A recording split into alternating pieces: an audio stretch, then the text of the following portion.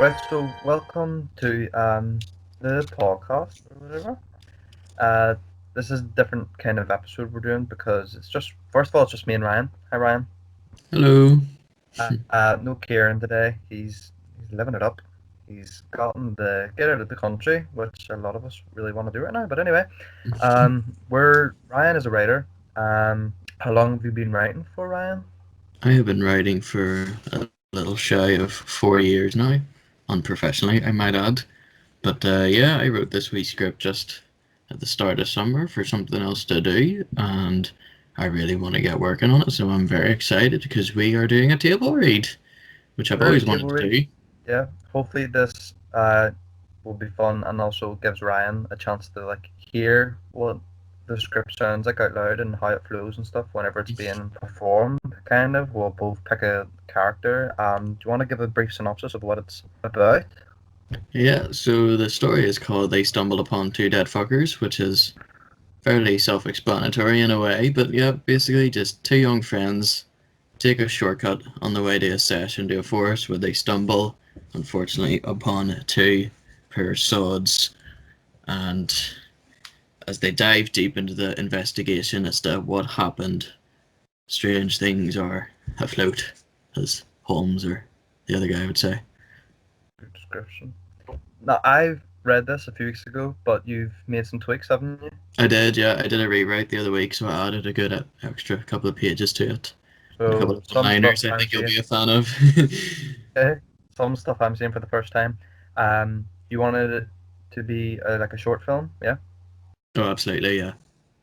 Okay, so yeah, that's basically the gist. So hope you will have fun joining us on this little journey or whatever. How did I get this? Sorry, by the way, it's the first time we're using Skype doing screen recording and stuff. Hope it looks okay. And if you're Okay. listening to it, As we're long just as I gonna can read it to see you like your a screen, story. I'm all good. If you're listening to it, it's just gonna be a wee story for you, like a picture it like it's an audiobook or something. But if you can see it, then you can see how the master writes the scripts. So here we go. So who are you gonna pick? You have first pick since you're the writer. um, well, Marty's my personal favorite, so I'll opt for Marty. Oh, If that's fine with you. cool. All right, then I'll be Ollie. So do you want to do the? Wow, it's been a while since I've been in tech or done script talk. What's the thingy called? The action line. Do you want to read Yeah, the the action? action. Yeah, I wouldn't mind doing a bit of both. Okay, Okay. we good to So, go? yep. Lovely. Okay, so page one. Hmm. Super over black. Talk sense to a fool, and he calls you foolish. Euripides. Over this, we hear the soft wind breezing between thin tree branches in an eerie yet beautiful silence. A silence quickly broken by two voices.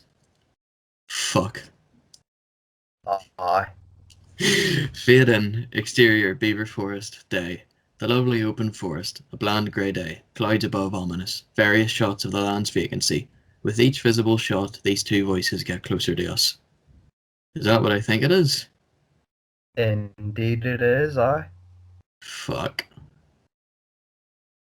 Well, what is it? What do you mean, what is it? What do you think it is? I don't know. That's why I asked. It really couldn't be anything else now, could it? Suppose. But just so we're both abundantly clear here, Oh, for fuck's sake, Marty, what do you think it is? It's a dead body, like. Um, doesn't take much deduction or reasoning to work that bit out. we now find two friends, Ollie and Marty, early 20s. Ollie's handsome, composed looking. Marty's practically the opposite. He carries an 8 pack of Rockshore cider in his hand. Ollie has a rucksack slung over his shoulder. POV, at their feet, they stare down a fat, bloated, beheaded corpse. A crimson pond rests where the head should be located. The corpse lies underneath a sheet of tree leaves and thick, weighty branches, as if an act of chivalry performed by a bunch of brain-dead Vikings. Over the poor bastard, dead fucker number one. End POV as Marty and Ollie stand motionless. I know that much, aye? Well, what are you confused about? I mean, how do we even know that it's a dead body? Ollie turns his head to Molly. There, Ollie turns his head to Marty with a burning glare, then looks down at the corpse. Back to Marty. You are joking, aren't you? Well, where's his head? How the fuck should I know? Some silly sausage probably took it as a souvenir or memento or something. Gross. Marty looks up to the trees above him, squints his eyes. Maybe it's up a tree or something. What? His head. Maybe it's up a tree or something. Like, say, a bird using his hair as a nest for its wee critters and that. I do that with my dog, who is coincidentally just barking outside. Fuck's sake, Penny. Sheesh. I do that with my dog. Trim her fur, keep it out on the back doorstep for birds to pick up later and build a nest with. You are a sublime fluid, Martin. Oh, thanks, Ollie. So your theory is this guy here's had his head stolen from a bird? Well, I didn't say that the bird killed him. Why I didn't say that. Yes, you did. No, I didn't. You said maybe his head's up a tree or something. What kind of bird could possibly carry a head that large? How do you know his head is big? Ollie blatantly waves his fingers at the fat corpse. Just look at the size of the cunt. He's hardly likely to have a head the size of those weird ass looking Goombas from that shitty Super Mario Bros. Film. Is he? Beautiful. I didn't know how you feel towards that. Wait, pause game, just for the people that don't know. No. Wee bit of cultural excursion. Wee bit of cultural Give excursion. Here we context on go. the scenario. There they go. That's what they look like. Yep. In case you've never seen the film, but you've seen that before, that's how. Yeah, that's what they look like. That's how they would look in live action, according to Hollywood. Great movie. I miss you, Anyway. Bill Hoskins, every day, even though the film nearly killed him. Yeah. So Marty winces, but not at the sight of the corpse. Why the fuck would you bring that up, Ollie? Wasn't easy. Trust me. And plus, the human head is the heaviest part of the body, so. Is it? It is, In theory, it amounts to the weight of a bowling ball. Carrying any human head could be proven quite difficult. So, what's your theory now, Marty? Marty pauses, strokes his chin, generally processing. I don't know, boy. Maybe one of those beach chickens carried it away. Ollie glares at Marty. A what? A beach chicken. An eternal beat as Ollie absorbs this. What the fuck is a beach chicken? Oh, come on, you know well what a beach chicken is. I have no shame admitting I don't. A beach chicken. You know those big loud white fucks you always see on beaches swarming down on people eating chips or dogs or ice cream or whatever? Oh, shit. I mean the beach chickens are eating the dogs, not their owners. Vietnamese or something. Do you mean seagulls? Aye, one of them, and maybe one of those seagulls carried it away. A seagull. Aye. Big, loud, picky seabird in a forest carries away a human head. Aye. How could a seagull possibly carry away a human head? Oh, sure, you're not seeing the size of those guns. Mother of Christ, they get bigger as the sea levels get higher. That's how you know just how fucked the current climate and the modern food chain is. We got seagulls nowadays carrying away chihuahuas at beaches, fucking mad stuff like. Ollie lets out an agonised sigh. Marty looks up to the trees. I think that's what happened, I think a big bird must have carried it away. His head's definitely been up there somewhere, like, his hair's definitely been used as a nest. Ollie crouches down, examines the body on closer inspection. Well, what if he was bald? Marty looks down at the body for a good while. Don't do this to me, Ollie. Beach chickens. We should probably leave while we're at it. What?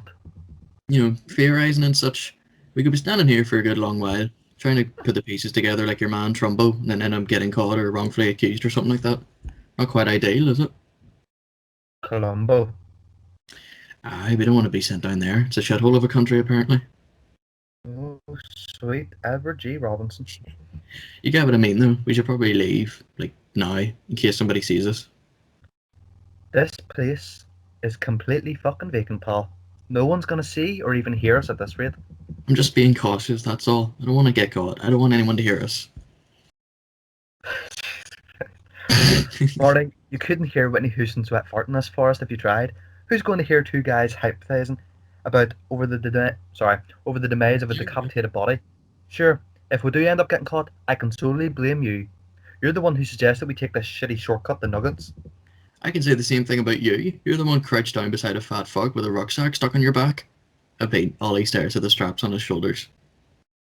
What the fuck does my rucksack stuck in my back have to do with anything? Say some guy with a truck runs amok, then finds a fat fuck with a head hacked and another fuck with a rucksack stuck in his back. Dumbstruck, Hold on. he cuts What, back. what, what's with the fucking poetry here? I get creative when I'm nervous. You're rambling like a crackhead. What's that little piece called then? A job in Casa Street? I had to A include job that in Casa Street? somewhere. My point is, passers-by will see that rucksack stuck in your back as a home to your murder weapon. My fucking gym jams in a pack for a sleepover. You're not sleeping over at Nuggets, are you? Aye, I am. What, and you didn't invite me? You've been invited to the sesh. What, is that not plenty? Marty's lip quivers. Fucking no, I love a good sleepover, man. You think I'm joking, don't you? About what? If someone sees us, I bet someone's up a tree watching us right now. Watch. Marty turns around to the open empty forest, puts his hands between his mouth and bellows. I say boo boo boo, let me see why. Ollie puts his hand over his mouth. Aye, Marty shits himself, jolts a few feet forward. only having yawn, you dick. Fucking made me jump, man. Pretty funny though, you can't lie. Good stuff. Fun's over. Prick. Right, man, couldn't resist. Whatever, Ollie. Can we just leave now, please? Aye, fuck it. Right. Enough. We've got Nugget stairs to go to and all. Huh? Nugget? He's having a house party soon, remember? Is he? Forget you're holding the fucking cider this year. Marty lifts his hand, observes the 8-pack. Oh, right, there we go, then. Gives us more incentive to leave. Aye. Let's bolt. You've got a good idea in your wee noggin for once. Marty smiles softly, the sleepover seemingly forgotten. They begin walking away from the headless corpse. We'll better have some more music selections this time. What do you mean? I hope he doesn't whip out his guitar or stick on James Blunt again. I can't stand the cunt. I'm going to say it here now. I think it's just one of those things where it's just fashionable to dislike James Blunt. Like people not liking Bounty Bars, they're fucking unreal, man. I don't like them.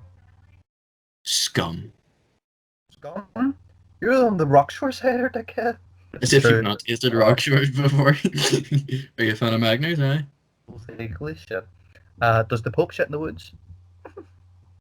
You know, if I had JP walk past us right now and squatted, I wouldn't be surprised. Like, Ollie shakes us off, then Marty registers. So wait, why do I have a wee noggin if the head is the heaviest part of the human body?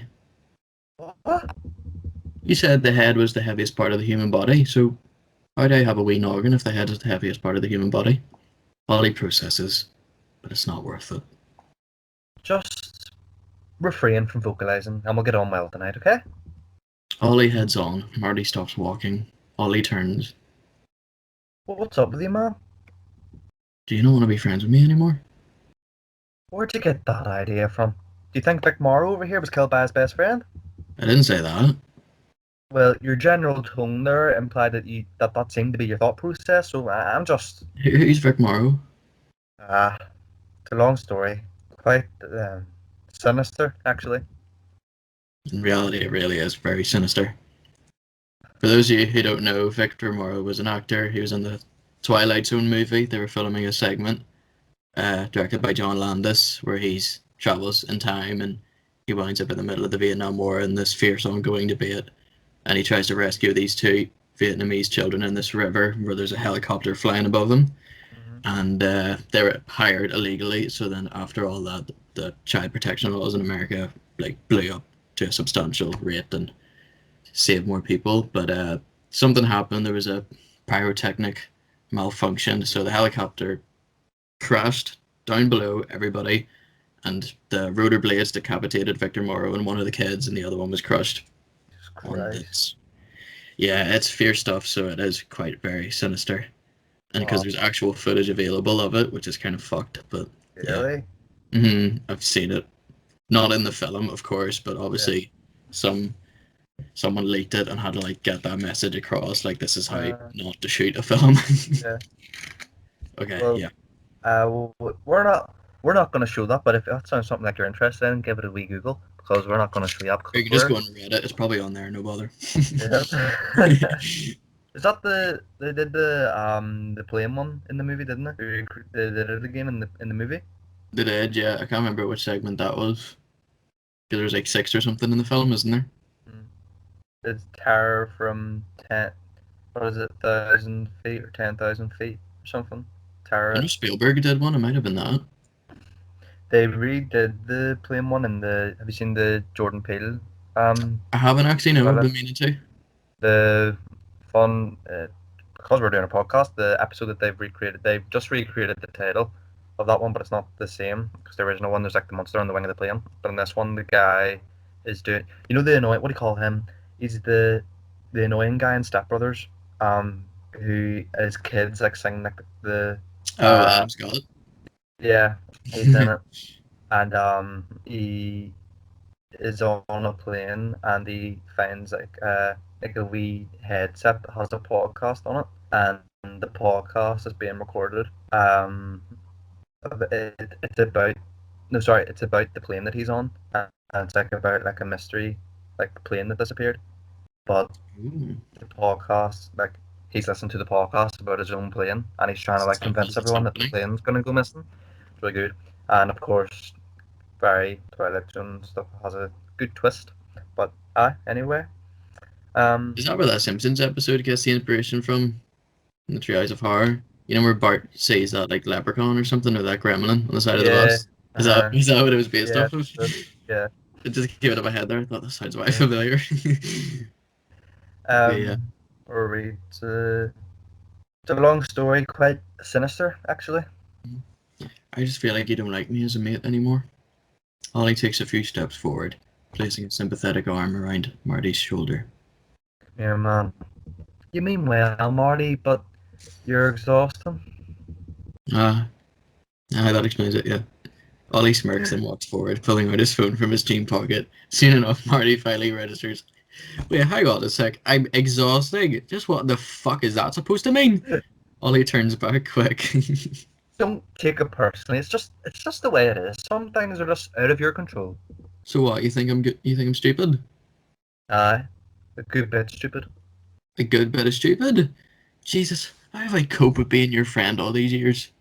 Because there is nobody, and I mean nobody, else in the world like me with precious ticking time to waste listening to you waffle on about your stupid conspiracy theories, inconsequential hypothesizing, and the packaging of bread.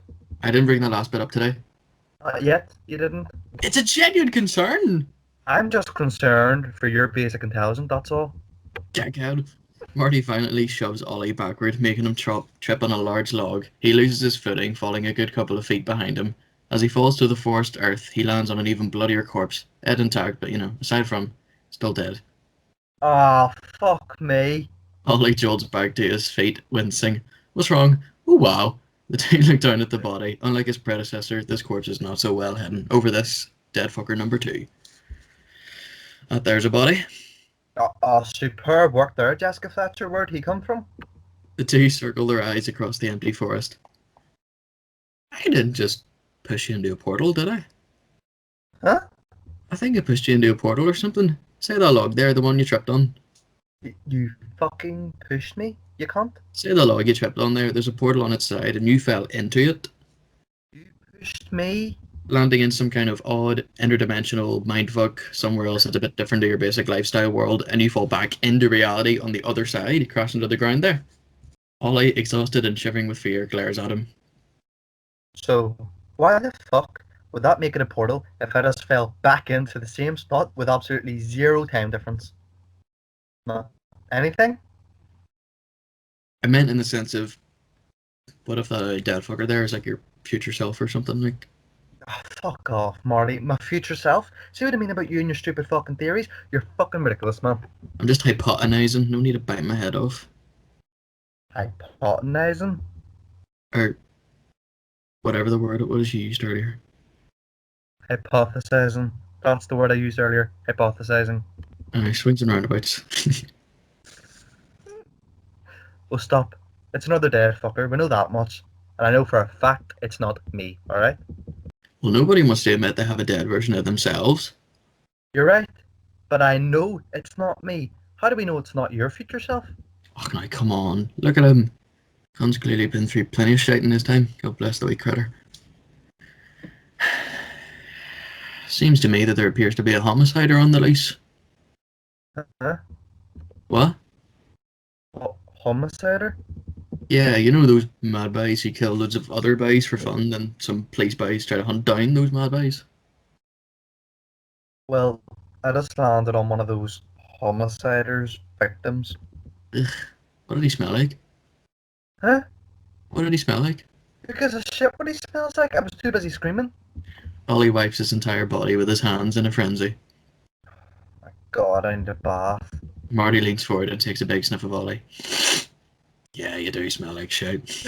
Yeah. So you take a closer inspection on this particular body. His lips and chin stained dark red, lower body oozing with blood, multiple bullet slugs protruding from his stomach.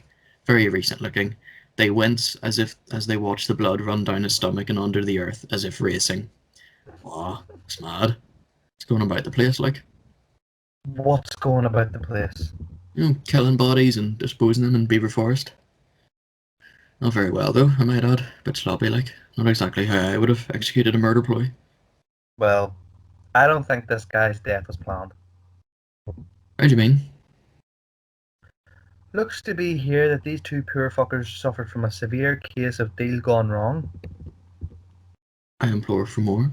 Ollie turns to camera, grins, and we enter exterior. Beaver Forest day. Flashback. Grainy flashback. 1.19.1 aspect ratio. 40 stock footage style. Honky tonk piano Love music plays over. I love this segment. It's my favourite. Find Big Hank, the headless chap, casually approached by Bullet Guy, the oozing gentleman, black leather briefcase in hand. They're both alive and well, yes, heads and insides unblemished. Polite Bullet Guy waves, smiles, reaches Big Hank, finding themselves in the exact same location as Marty and Ollie. Ollie's voiceover syncs with their inaudible speech. Say these two guys were doing a pickup, like, for money or something. They meet up, exchange the usual back and forth carry on. Hi, what's the crack? How's the missus? How's the prostate? You know, all that polite shit. Boring stuff, aye. Exterior Beaver Forest present, Ollie pacing around the scene like Poirot. Then, something or other happens to dampen the atmosphere. I don't really know just yet. Could be anything, really. You know what gangsters are like? Not much call to kill folks these days. Could be some ninjas burst onto the scene like some mad Chinese boys. Exterior Beaver Forest flashback. 6 ninjas somersault into free him. One slices off Big Hank's head with one clean swipe. The little guy attempts to fight back with his briefcase before another ninja slices his stomach with the letter Z. They just flip around, you know, slicing the cunts about like there's no tomorrow. One gives him the mark of Zorro, then they flee the scene for us to stumble upon. Wait. Back up a fucking sec. Exterior Beaver Forest present. Why would a ninja blemish the mark of Zorro on someone?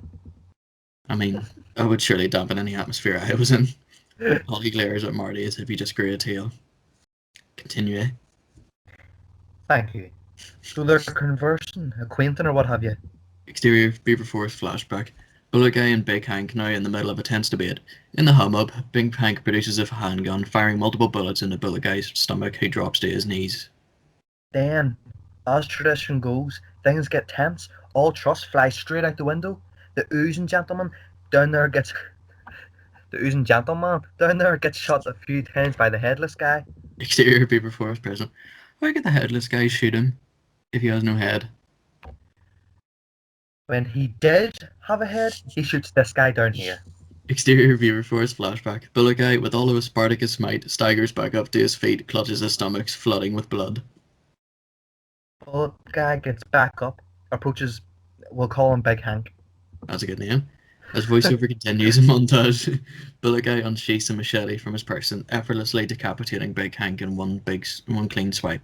Bullet Guy rolls Big Hank's head like a bowling ball as it tumbles on the river bank, swiftly carried away by the stream. Bullet Guy moves to Big Hank's body, carefully placing branches over the headless corpse. Bullet Guy staggers across the forest before collapsing. Cheers.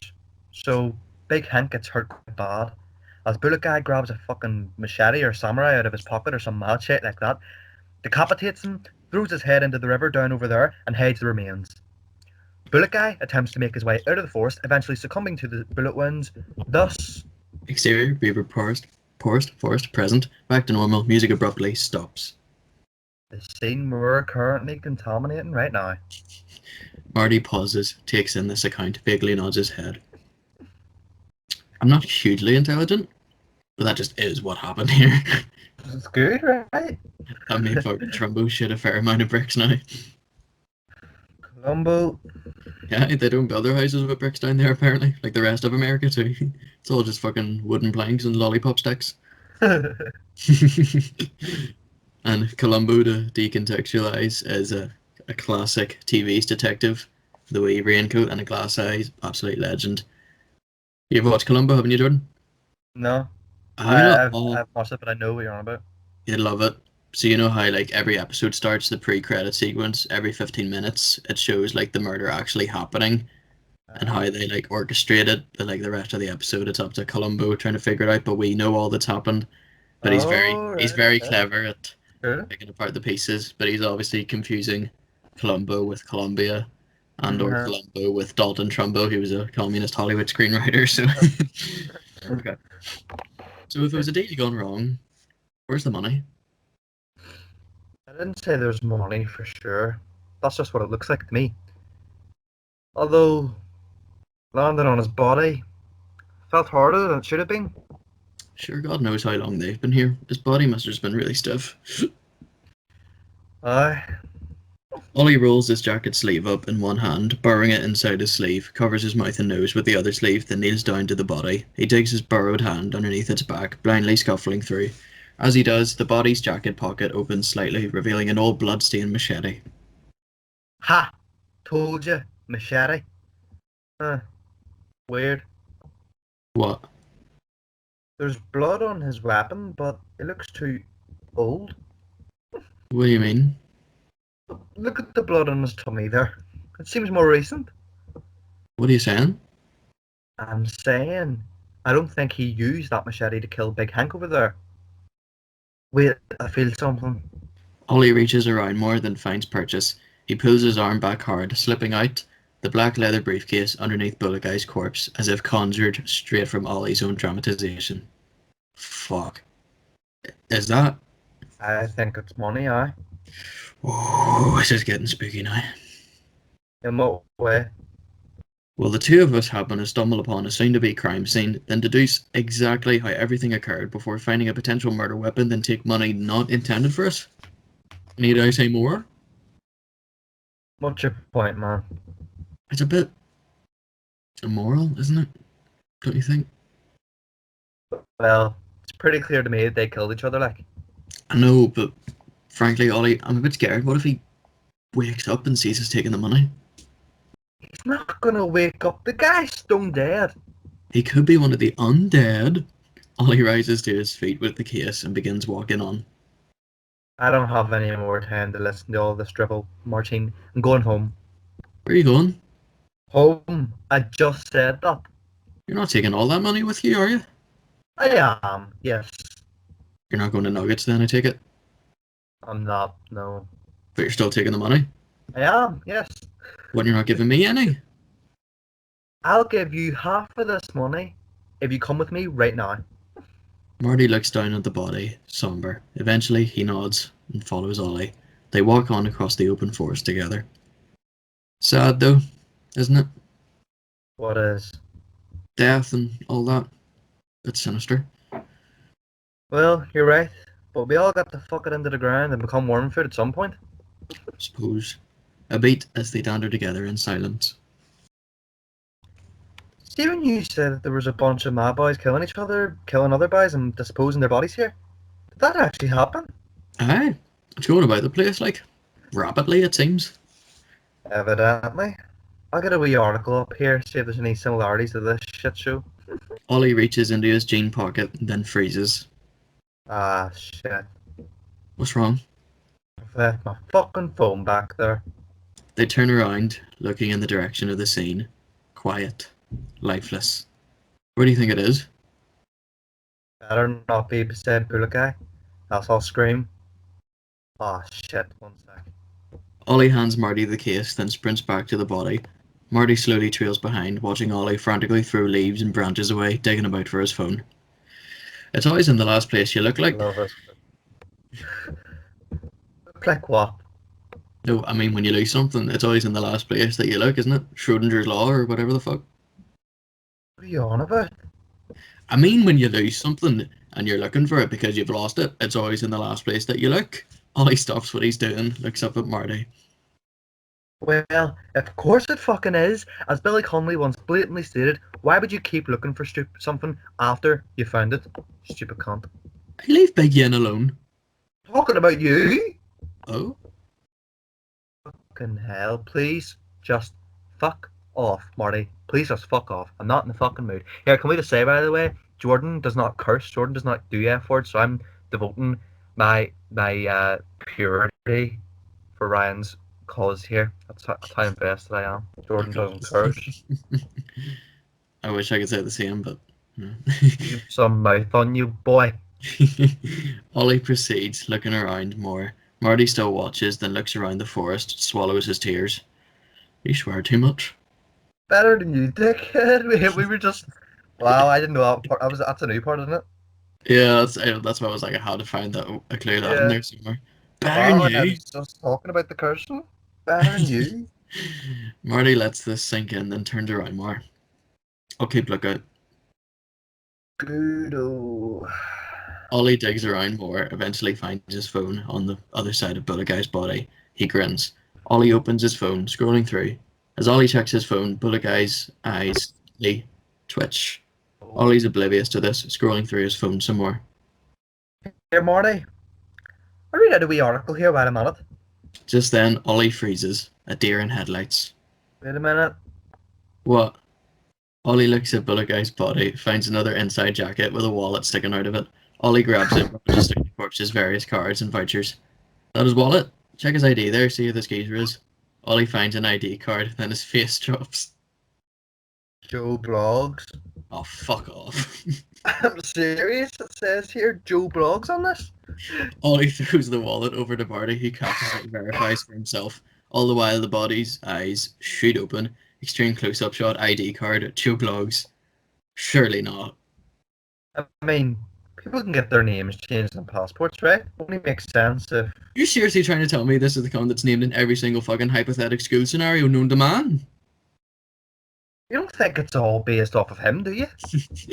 Before Marty can respond, Ollie's arrest is now in the tight grip of Bullet Guy's, or at least Joe Bloggs' dirty bloodied fist. Joe Bloggs' eyes half open, delirious, but still very fucking scary. In a weak, groggy voice, I'll do Joe Bloggs, fuck it. Marty! Marty! Marty turns back, shocked, as Ollie attempts to free himself from Joe's surprisingly tight grip. Christ on his say-so, hold on, Ollie! Ollie! You're really fucking strong for a dead fucker. I told you he wasn't dead. Marty drops the briefcase, grabbing a can from the 8-pack, then pegs it in their direction. It whacks off the side of Ollie's head, then ricochets, pummeling into Joe's face, his head crashing back to the earth. Oh fuck, sorry man. Marty grabs the large log that Ollie tripped on, lifts it. Ollie falls onto his back, briskly rubbing the side of his head. He looks behind him. Marty's charging forward like a Protestant Spartan. Ain't wording. What are you doing? Marty? Marty lifts the large log high above his head. Take that zombie cunt! Marty, no! Marty brings the log down hard, smashing Joe Bloggs' skull. The body rapidly twitches. Marty watches above, guilt-ridden, before lifting the log above his head again, then strikes Joe Bloggs' ribs. And again, and again, and a couple more times until Marty's drenched in Joe Bloggs' dark, fresh blood. Ollie watches, sickened. Marty observes his human canvas. There we go. Now they both don't have a head. Well, he still has a head, just not a very suitable one to go about the place with, like. Ollie staggers back up to his feet, making his way to the case, picks it up. He looks at Joe, mashed, with blood.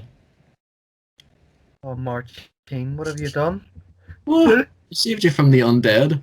You're welcome, by the way. Aye, my tumour's in high praise of you. Thanks a bunch, mate. Alright, sorry about that. But, still, saved you from the undead. Can't get mad at me.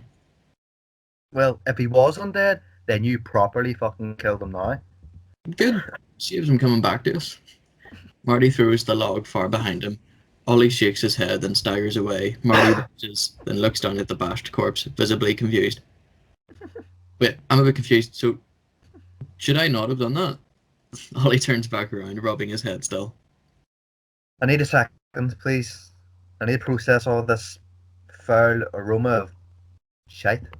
Marty watches, puzzled, before Ollie gets the right words.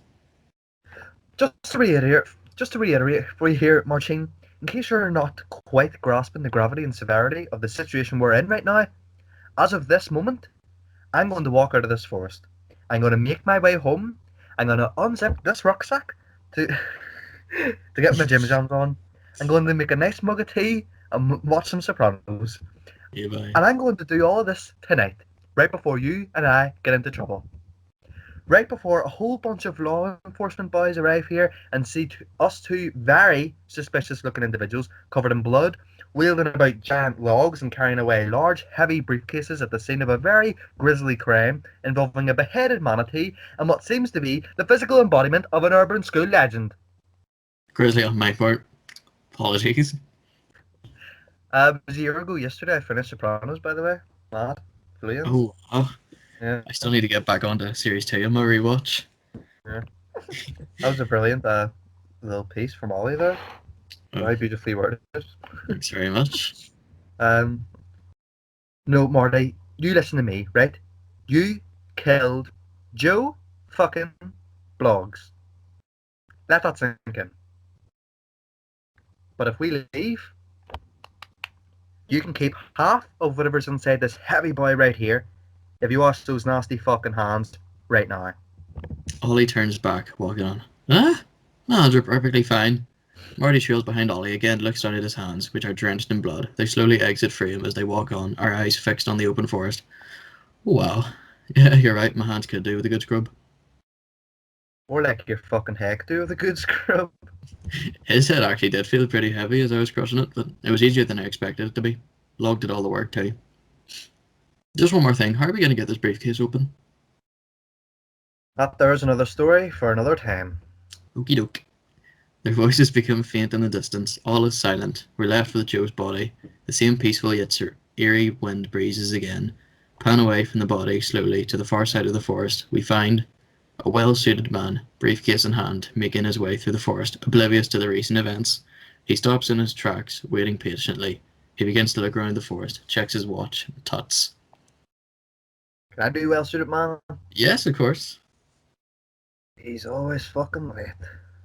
The man waits around more. Then he hears strange groaning from afar. He frowns, begins walking to its source. Battered POV, Joe Bloggs, blood and dirt in his eyes, looks up to find the well-suited man looking down on him, eyes bursting wide open with confusion. He winces before displaying the large briefcase in the air. Ah, fuck me. Are you well, Joe? I got your money, man. Joe Bloggs groans more, his eyelids twitching before they slowly shut as we fade to black. Marty! Ollie! The end. That ending was new, wasn't Yeah, I rewrote it a few weeks ago. it? Yeah. But then I was like, oh, do I really want Joe Bloggs to say something? Or is that kind of like his final phase of becoming a zombie or something? I don't know. If he really is indeed one of the undead. Tell the folks what the original ending was.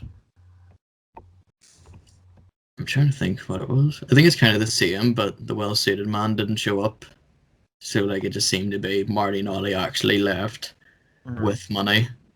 But I felt like, oh, if I bring an actual businessman into the mix who actually has the money and say Big Hank is just some unfortunate guy, he was walking down the forest and gets his head eaten off by a becoming zombie, a maturing zombie, if you will, and Marty and Ollie, yeah, briefcase is open to interpretation, so to speak. Yep. They're like copies of Shark Tale. The case of fruit shoot. Not just syringes or sex toys or whatever, but yeah. Yep. Well, really, yeah, it's just for the viewer to decide whenever this eventually gets made. But I think whenever I first read it, it read well, but I think it flows well whenever it's said out loud too. The dragon. Yeah. I love how your theory was like, oh, was Marty right about the portal? Yeah, that's what I thought originally. And he's just Maybe it was Ollie. Yeah. It's quite interesting because I went back and I thought, oh, what if I could like actually do something with that? And I was like, no, it's gonna be too complicated. And I'm recording, Pop. Sorry. Call you later. Make it the dog. We can get more views if we get the dog in. We'll get more views if the dog's here. It's true. She looks so pissed off as I was getting her out. But I think that is something that could easily be made, and if you'll help me, I would like to help you make it. Um, Well, absolutely, that without a I doubt, you'd be involved. um, I think I really like the little subtle changes you've added, and it's a good balance of sort of like a drama mystery and the comedy as well. Um, the dialogue to me seems really realistic and back and forth and banter the way Friends would be. Um, I almost want to see a little cutaway to where, but I like how well contained it is. It's like a bottle episode, but it's just a bottle short film. Just it's in the park, but I almost want to see what do you call them? Nuggets party, like at the height of like everything going on, like where with Marty smashing up your man's face, it Mm. just cuts to like Nuggets party, and they're sitting there listening to like Mr. Brightside or something. They're like, "There's Marty and Ollie with their rock store," just so they're having just the most normal time ever, and it just cuts back to them, just Yeah, I actually love that. I thought we yeah, were going but to actually say, he does whip out his guitar and starts playing James Blunt yeah. again. Bittersweet Symphony. Uh, but yeah, as I said, I've read before. Brian has written a lot of scripts, a lot of great scripts. I've read quite a lot of them, but not all the way through. I've read the other one that I've There's a read. lot of unfinished stuff as well. A lot of my earlier stuff Uh-huh. yet to be completed. I think this is fun, and I don't even know who's listening. We're very sporadic with the way we release stuff. Last But if time we've you're a done a loyal Halloween listener, special and a Christmas special. I would like to get back to doing more stuff, whether it's table reads or whether it's just simple movie reviews or something. But whenever Kieran comes back, we're hoping to do is it Disruption in Four Winds you want to do? Disruption in Four Winds, indeed, yep. You want to tell them what that's about to get them excited for it? Yeah, so A Disruption in Four Winds, I wrote at the height of the first lockdown way back last year because I still currently employed at the Lyric Theatre, but never had any prior knowledge or experience in how to write a stage play since I only really did write short stories or feature films. So I thought I just decided to give it a go for something to do. So I came up with this idea called a disruption in four winds, and or certain friends to have during a break-in, kind of like an inspiration to Birdman, and or the what is it? I've completely forgotten it. Virtue of ignorance or something. Oh, what's it called? Birdman and or Um, why can't I think of the name? what the hell? The unexpected virtue Or of the ignorance. unexpected virtue of it. Oh my god, I was really struggling there. But yeah, so the basic synopsis is we're just in someone's apartment. We have three friends. We got Decky, who's a writer, and we got Jihadi Paddy Powers, who's the local drug dealer. Victor Baxter. Legend. Yeah. And we've got Uh, Saul, and the third character is Saul, the Bible basher Beckett. Obviously, yep. he's the devout Christian of the group.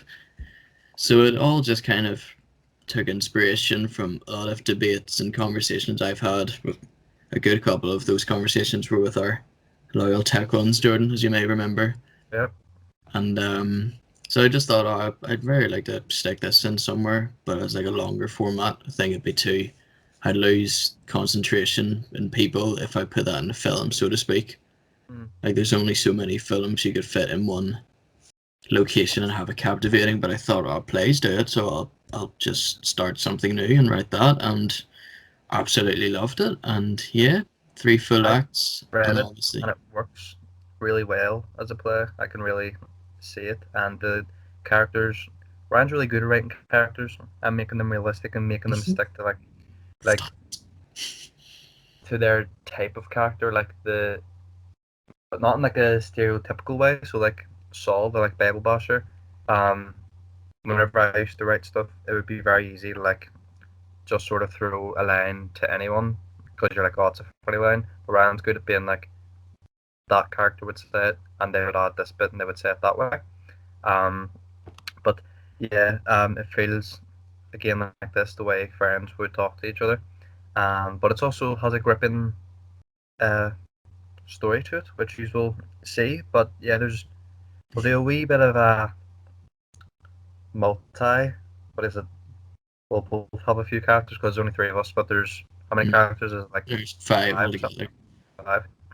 But yeah, so that's something to look forward to. But this is yeah, this was I stumbled upon two dead fuckers. Yep, this Um, is a lot of fun. I really enjoy this. Me too. And hopefully this doesn't have to have much editing because editing the podcast is a pain in the hole. But this seems pretty like much easier than the discussions of the films and stuff. As Mhm. much fun as they are. But yeah, sorry we haven't uploaded very much. Just harder than you think to get three boys to master schedules and shit up. But um, yeah, this has been a lot of fun. Look forward to more table reads and more discussions and just more chit chat and stuff. Um, any closing remarks, Ryan? I got to the Grandmaster Galaxy, Super Mario Galaxy 2 the other day. Oh my god, yeah, yeah. Got like a Ryan had never real played bittersweet Mario Galaxy. feeling. He had never played Mario Galaxy 2 before, which is a sin. So I lent him my copy of it, and And I applaud what you have you for it. thought of it? I was actually stunned, like, as soon as I finished it, and then I was like, oh, you got 120 green stars to collect. I was like, oh, fuck. Yeah. But yeah, I managed to get them for like 2 days, I think, so. Yeah, it was a real bittersweet feeling. Soon it was finished, I was like, damn, I just caught up with 11 years worth of 240 stars, and that's it. Mm, No more. great, great game. What did you think of Yoshi in it? He was class. Yeah. I can't remember the name of the galaxy.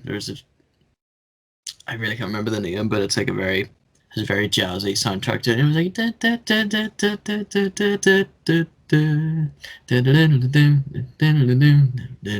it's like that sort of. Oh, that's the Throwback Galaxy. It has Mario That's 64 the music in one, it. and it's got like the giant Yeah, forms at the top of the platform. yeah. Yeah.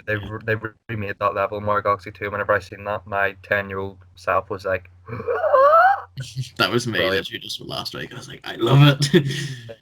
The Mario Galaxy 2 has lots of good soundtrack. Do you know the Puzzle Plank Galaxy? Mhm. It has like a wee fiddle. I love Starship Mario's theme as well. It's just Uh, so lovely. um, yeah, we could even talk about games in the um, like the Marty Galaxy games. Uh, it just shows how good Mario Galaxy was that it got a sequel because Mario games don't really get sequels. And just First Galaxy was obviously so ambitious as well when they had that kind of idea and didn't know if it was going to work or not. And now it's like revered to be like one of the best video games of all time.